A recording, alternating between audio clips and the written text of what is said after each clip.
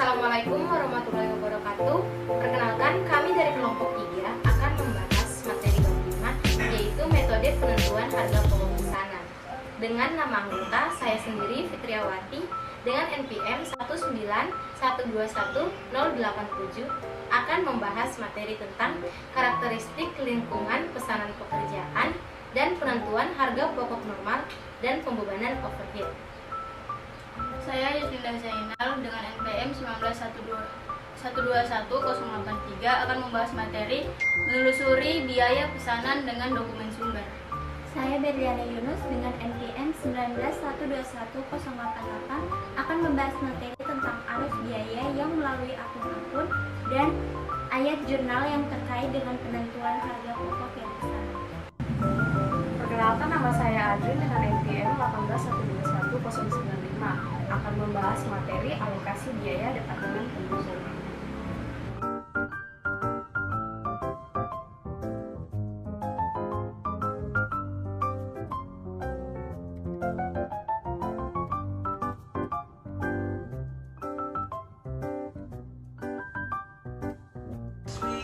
Materi pertama yaitu karakteristik lingkungan pesanan pekerjaan. Jadi, perusahaan-perusahaan dapat dikelompokkan menjadi dua jenis utama, yaitu yang pertama yaitu perusahaan yang memproduksi barang atau jasa yang bersifat unik, yaitu menggunakan sistem penentuan harga pokok pesanan, dan yang kedua yaitu perusahaan yang memproduksi barang atau jasa yang bersifat sama, yaitu menggunakan sistem penentuan harga pokok proses. Karakteristik dari proses produksi aktual menentukan apakah perusahaan menggunakan sistem akuntansi penentuan harga pokok pesanan atau proses. Lanjut ke materi selanjutnya yaitu produksi dan penentuan biaya pesanan. Perusahaan-perusahaan yang beroperasi di industri produk pesanan menghasilkan beragam produk atau jasa yang agak berbeda dari satu dengan yang lainnya. Produk-produk yang terkostuminasi atau dibuat berdasarkan pesanan masuk dalam kelompok ini. Seperti juga jasa yang berbeda-beda dari satu pelanggan ke pelanggan yang lainnya. Proses pesanan pekerjaan umumnya terdiri atas yang pertama yaitu percetakan, konstruksi, pembuatan furnitur, perbaikan mobil, jasa medis dan gigi, dan jasa kecantikan. Selanjutnya yaitu produksi dan penentuan biaya berdasarkan proses. Perusahaan-perusahaan dalam industri proses memproduksi produk-produk yang sama atau homogenis secara massal. Perusahaan-perusahaan yang menentukan harga pokok berdasarkan proses mengakumulasikan biaya-biaya dalam sebuah proses atau departemen untuk periode waktu tertentu. Contoh dari perusahaan manufaktur yang berdasarkan proses terdiri atas yang pertama yaitu produsen makanan kaleng, semen, minyak, produsen farmasi dan kimia. Materi selanjutnya yaitu perbedaan penentuan harga pokok pesanan dan penentuan harga pokok proses. Perbedaan yang pertama yaitu harga pokok pesanan beragam produk yang berbeda, sedangkan harga pokok proses produknya bersifat homogeni atau sama. Yang kedua yaitu untuk harga pokok pesanan biayanya diakumulasikan berdasarkan pekerjaan, sedangkan untuk harga pokok proses biayanya diakumulasikan berdasarkan proses atau departemen. Perbedaan yang ketiga yaitu untuk harga pokok pesanan, biaya per unitnya dihitung dengan total biaya pekerjaan dibagi dengan output. Sedangkan harga pokok pesanan proses, biaya per unitnya dihitung dengan biaya proses dibagi dengan output. Materi yang kedua yaitu penentuan harga pokok normal dan pembebanan overhead. Biaya per unit menjadi sangat penting karena para manajer membutuhkan informasi biaya yang akurat atas bahan baku, tenaga kerja, dan overhead saat pengambilan keputusan. Yang pertama yaitu menentukan harga pokok aktual dan menentukan harga pokok normal. A. Penentuan harga pokok aktual. Dalam sistem biaya aktual atau actual cost system, hanya biaya-biaya aktual dari bahan baku langsung, tenaga kerja langsung, dan overhead yang digunakan dalam menentukan biaya per unit. Namun, terdapat beberapa permasalahan dalam menggunakan perhitungan biaya aktual. Yang pertama yaitu menentukan biaya overhead. Komponen-komponen overhead tidak memiliki hubungan langsung dengan unit yang diproduksi dibandingkan dengan bahan baku langsung dan tenaga kerja langsung. Jika perusahaan meratakan biaya overhead dengan total biaya overhead pabrik untuk suatu periode dan kemudian membaginya dengan jumlah unit yang diproduksi, distorsi biaya dapat terjadi. Yang kedua yaitu biaya overhead yang tidak sama. Banyak biaya overhead tidak dikeluarkan pada nilai yang sama sepanjang tahun. Kondisi ini menyebabkan biaya overhead pada bulan saat mesin mengalami kerusakan lebih tinggi dibandingkan dengan bulan-bulan lainnya. Yang ketiga yaitu produksi yang tidak sama. Sistem biaya aktual yang kaku jarang digunakan karena tidak dapat memberikan informasi biaya per unit yang akurat secara tepat waktu. Perusahaan membutuhkan informasi biaya per unit sepanjang tahun. Informasi ini dibutuhkan untuk menyusun laporan keuangan intern dan membantu para manajer dalam pengambilan keputusan, seperti penetapan harga.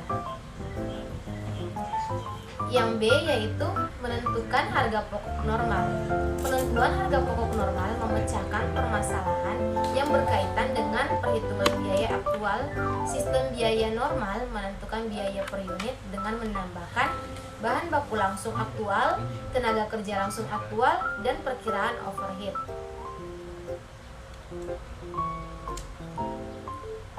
Yang kedua yaitu pentingnya biaya per unit untuk perusahaan manufaktur.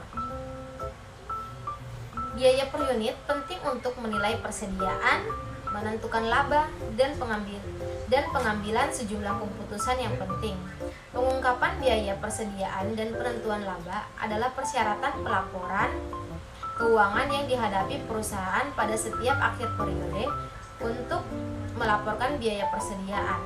Sebuah perusahaan harus mengetahui jumlah unit yang dimiliki dan biaya per unit. Yang ketiga yaitu pentingnya biaya per unit untuk perusahaan jasa.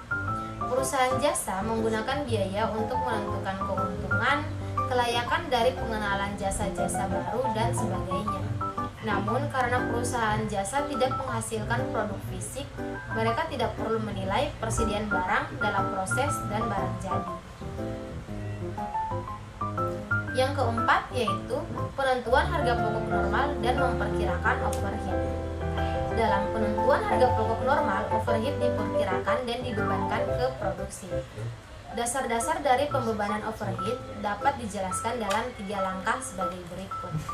Langkah yang pertama yaitu menghitung overhead yang ditentukan sebelumnya. Cara menghitung overhead yang ditentukan sebelumnya sama dengan overhead yang ditentukan sebelumnya sama dengan perkiraan overhead tahunan dibagi dengan perkiraan tingkat aktivitas tahunan. Langkah yang kedua yaitu membebankan overhead ke produksi sepanjang tahun. Caranya yaitu sama dengan tarif overhead yang ditentukan sebelumnya dikalikan dengan tingkat aktivitas aktual. Langkah yang ketiga yaitu melakukan rekonsiliasi perbedaan antara total overhead aktual yang dikeluarkan selama setahun dan total overhead yang dibebankan ke produksi.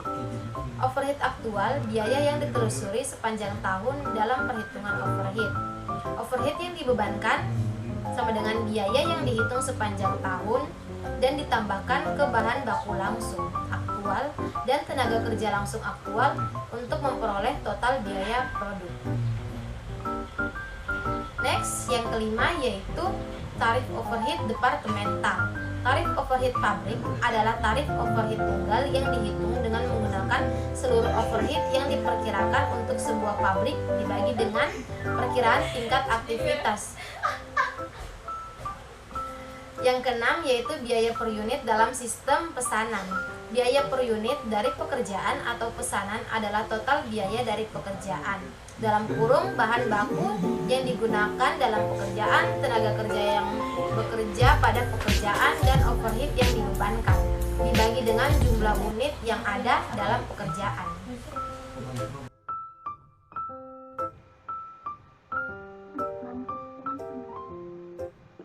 Contoh mengonversi data departemen menjadi data pabrik untuk menghitung tarif overhead dan membebankan overhead ke produksi. Informasi. Pada awal tahun, Sorel Company memperkirakan hal-hal sebagai berikut. Overhead Departemen Permesinan $240.000, overhead Departemen Perakitan $360.000, total overhead $600.000. Jam tenaga kerja langsung untuk Departemen Permesinan $135.000, jam tenaga kerja langsung untuk Departemen Perakitan $240.000, total jam tenaga kerja langsung $375.000. Jam mesin untuk Departemen Permesinan $200.000, jam mesin untuk Departemen Perakitan tidak ada, total jam mesin $200.000. Sorel telah memutuskan untuk menggunakan tarif overhead pabrik tunggal berdasarkan pada jam tenaga kerja langsung. Data aktual untuk bulan Juni disajikan sebagai berikut. Overhead untuk Departemen Permesinan $22.500, overhead untuk Departemen Perakitan $30.750, total overhead $53.250. Jam tenaga kerja langsung Departemen Permesinan $11.000, jam tenaga kerja langsung Departemen Perakitan $20.000, total jam tenaga kerja langsung $31.000. Jam mesin Departemen Permesinan $17.000, jam mesin Departemen Perakitan tidak ada, total jam mesin $17.000 diminta. Yang pertama yaitu hitunglah tarif overhead pabrik yang ditentukan sebelumnya. Yang kedua, hitunglah tarif yang dibebankan ke produksi selama bulan Juni. Yang ketiga, hitunglah varian overhead untuk bulan Juni.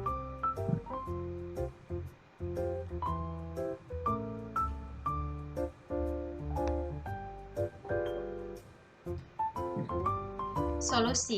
Yang pertama yaitu tarif overhead pabrik yang ditentukan sebelumnya. Jadi kita harus membagi antara total overhead yang diperkirakan dibagi dengan total jam tenaga kerja langsung. Jadi $600.000 dibagi dengan 375.000 jam tenaga kerja langsung sama dengan 1,6. Yang kedua yaitu overhead yang dibebankan pada Juni. Cara menghitungnya yaitu $1,6 tadi dikalikan dengan 31.000 atau total jam tenaga kerja langsung aktual. Jadi hasilnya sama dengan $49.600. Yang ketiga yaitu mencari varian overhead. Rumusnya yaitu overhead aktual dikurang overhead yang dibebankan sama dengan $53.250 dikurang $49.600 sama dengan $3.650 underflight. Menelusuri biaya pesanan dengan dokumen sumber. Yang pertama, kartu biaya pesanan. Kartu biaya pesanan ini merupakan buku besar pembantu untuk akun barang dalam proses dan merupakan dokumen utama untuk mengakumulasikan semua biaya yang terkait dengan pesanan tertentu. Kartu biaya pesanan berisi semua informasi yang berkaitan dengan sebuah pesanan.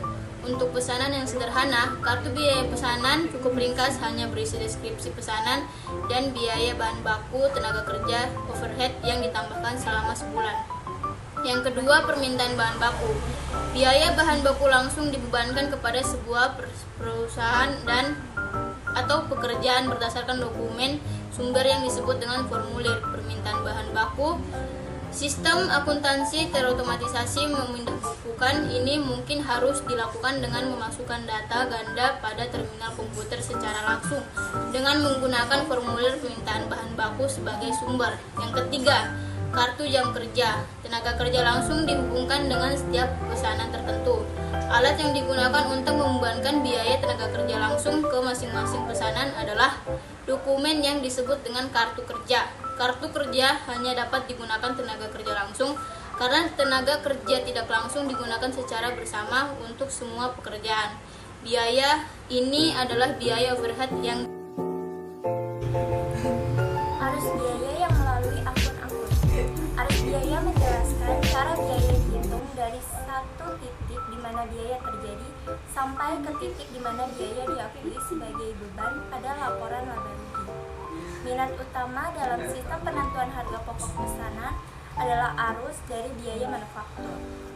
Pertama, akuntansi untuk bahan baku. Saat penyedia produksi membutuhkan bahan baku untuk pesanan, bahan baku diambil dari ruang penyimpanan, biaya bahan baku dipindahkan dari akun bahan baku dan ditambahkan ke akun barang dalam proses. Yang kedua, akuntansi untuk biaya tenaga kerja langsung. Ini adalah proses yang rumit karena perusahaan harus menelusuri HIKA, Medicare, asuransi, kesehatan, pajak pengangguran federal, dan bagian. Yang ketiga, akuntansi untuk overhead. Biaya overhead dapat dibebankan dengan menggunakan tarif overhead pabrik tunggal atau tarif departemen.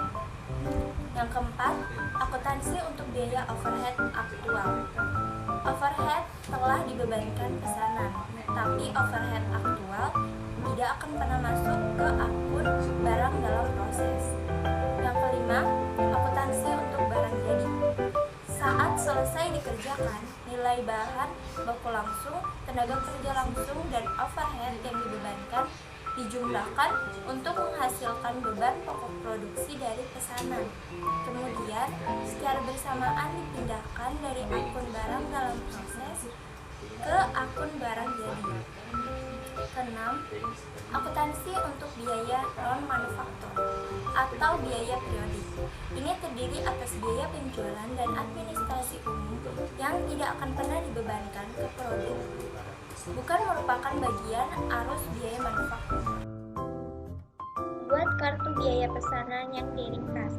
Informasi, pada awal Juli, Galway Company memiliki 2 pesanan yang dikerjakan. Pertama ada pesanan 78 dan pesanan 79 dengan informasi sebagai berikut. Pesanan 78, bahan baku $1.000. Pesanan 79, bahan baku langsung $800. Pesanan 78, tenaga kerja langsung $600. Pesanan 79, tenaga kerja langsung $1.000. Overhead yang dibebankan untuk pesanan 78 adalah $750, sedangkan untuk pesanan 79 $1.250. Saldo untuk 1 Juni pada pesanan 78 sebesar $2.350, sedangkan untuk pesanan 79 $3.050. Selama Juni, 2 pesanan lainnya yaitu pesanan 80 dan 81 mulai dikerjakan. Biaya bahan baku langsung dan tenaga kerja langsung berikut ditambahkan ke 4 pesanan selama bulan Juni. Pesanan 78, bahan baku langsung $500, tenaga kerja langsung $400. Pesanan 79, bahan baku langsung $1.110, tenaga kerja langsung $1.400. Pesanan 80, bahan baku langsung $900, tenaga kerja langsung $2.000. Pesanan 81, bahan baku langsung $100, tenaga kerja langsung $320. Pada akhir Juni, pesanan 78, 79, dan 80 telah diselesaikan. Hanya pesanan 79 yang telah terjual pada 1 Juni, saldo dalam barang jadi adalah 0. Dan diminta data sebagai berikut. Yang pertama, hitunglah tarif overhead berdasarkan pada biaya tenaga kerja langsung. Yang kedua, susunlah kartu biaya ringkasan untuk 4 pesanan tersebut. Perlihatkan saldo per 1 Juni serta bahan baku langsung dan tenaga kerja langsung yang ditambahkan pada 1 Juni. Bebankan overhead ke 4 pesanan untuk bulan Juni dan perlihatkan saldo akhir.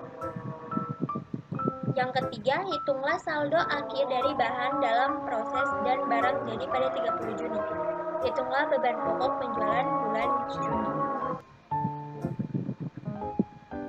Penyelesaiannya sebagai berikut. Yang pertama, sementara overhead yang ditentukan sebelumnya dihitung dengan menggunakan perkiraan overhead dan perkiraan biaya tenaga kerja langsung.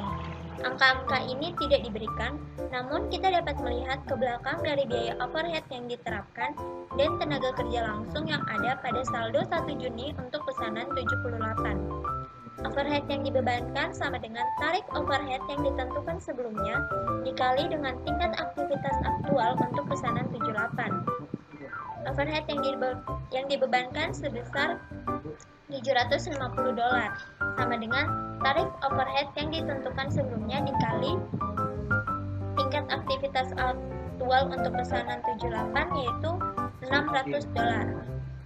Tarif overhead yang ditentukan sebelumnya sama dengan $750 dibagi $600.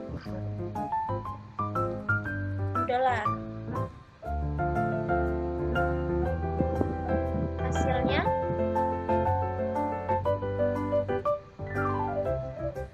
$1,25.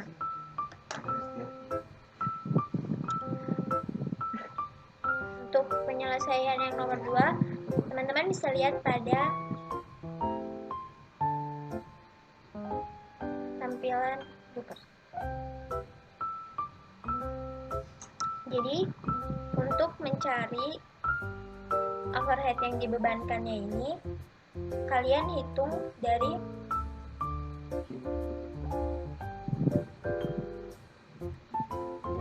yang bahan baku langsungnya dikali dengan 1,25.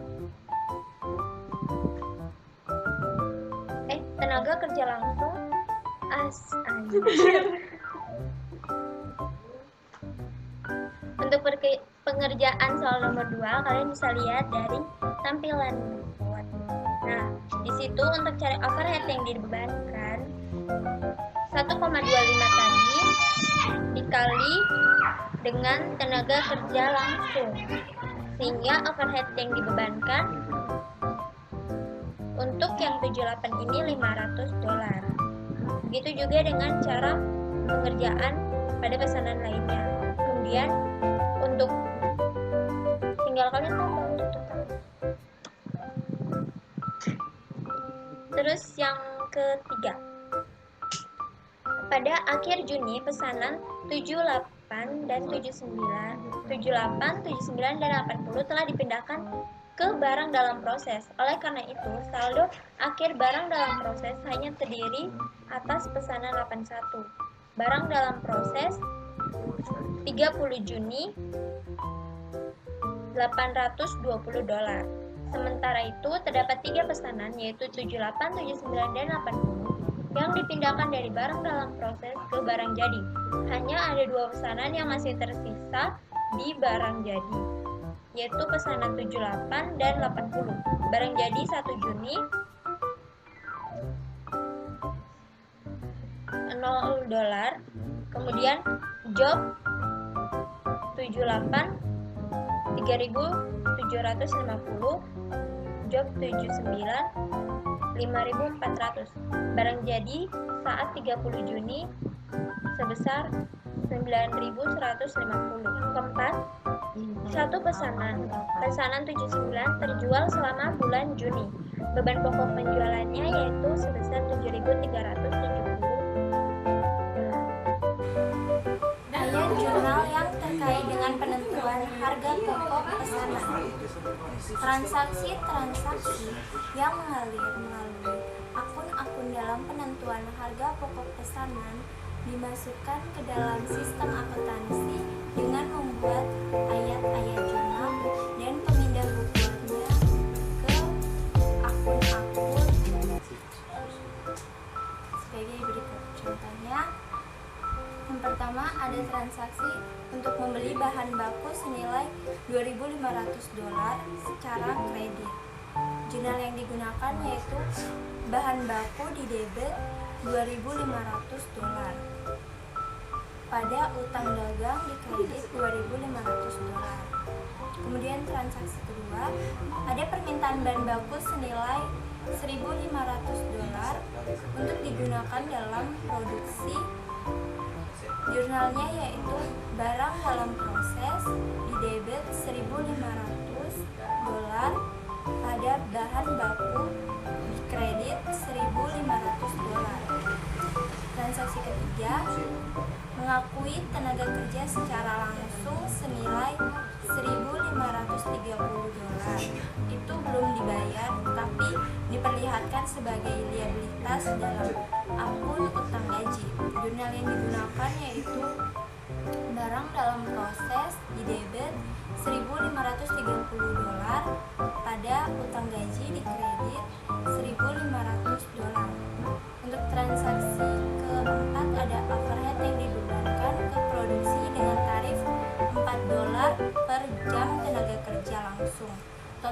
tenaga kerja langsung adalah 85 jam. Jurnalnya yaitu barang dalam proses di debit $340, pada overhead control di kredit $340. Alokasi biaya departemen pendukung. Biaya dari sumber daya yang dimanfaatkan oleh dua atau lebih jasa atau produk disebut dengan biaya bersama atau common cost. Sebagai contoh, biaya dari departemen pemeliharaan dimanfaatkan oleh lebih dari satu departemen produksi yang menggunakan jasa dari departemen pemeliharaan. Bagaimana untuk membebankan biaya bersama tersebut ke masing-masing departemen produksi adalah fokus dari lampiran ini. Jenis-jenis departemen hampir setiap perusahaan atau pabrik memiliki departemen produksi dan departemen pendukung. Departemen produksi atau producing departments adalah departemen yang bertanggung jawab secara langsung terhadap pembuatan produk atau jasa yang dijual kepada pelanggan. Departemen pendukung atau support departments menyediakan jasa-jasa yang dibutuhkan oleh departemen produksi, tetapi sebenarnya tidak ikut membuat produk atau jasa yang dijual. Contoh dari departemen pendukung adalah pemeliharaan, teknik, rumah tangga, sumber daya manusia, dan pengadaan dokumen. Keputusan beretika. Pertimbangan tentang penghentian departemen pendukung harus dirahasiakan. Praktik profesional beretika mensyaratkan hal ini dan lebih besar lagi. Metode alokasi biaya departemen pendukung. Untuk menghitung tarif overhead departemen berlawanan dengan tarif overhead pabrik, perlu untuk mengalokasikan biaya departemen pendukung ke departemen produksi. Metode alokasi sekuensial metode atau sequential or step method mengakui departemen pendukung, namun metode sekuensial tidak sepenuhnya memperhitungkan interaksi departemen pendukung. Alokasi biaya dilakukan secara bertahap mengikuti prosedur urutan yang telah ditetapkan sebelumnya. Ilustrasi metode sekuensial. Biaya dari departemen pendukung yang memberikan layanan yang terbesar dibebankan ke semua departemen pendukung di bawahnya secara bertahap dan ke semua departemen produksi. Metode alokasi resiprokal. Metode alokasi resiprokal mengakui semua interaksi di antara departemen pendukung resiprokal. Pemanfaatan departemen pendukung oleh departemen pendukung lainnya diperhitungkan dalam menentukan total biaya dari setiap departemen pendukung, di mana total biaya mencerminkan interaksi di antara departemen pendukung. Metode ini tidak akan diberikan di ilustrasi, tetapi penjelasan lebih lanjut diberikan pada mata ajar lanjutan. Teknologi dan alokasi biaya departemen pendukung. Faktor lain dalam mengalokasikan biaya departemen pendukung adalah perubahan yang sangat cepat dalam teknologi. Banyak perusahaan saat ini mendapati bahwa alokasi biaya departemen pendukung bermanfaat bagi mereka. Namun, perpindahan biaya berdasarkan aktivitas dan sistem produksi just in time pada hakikatnya dapat menghilangkan kebutuhan akan alokasi departemen pendukung.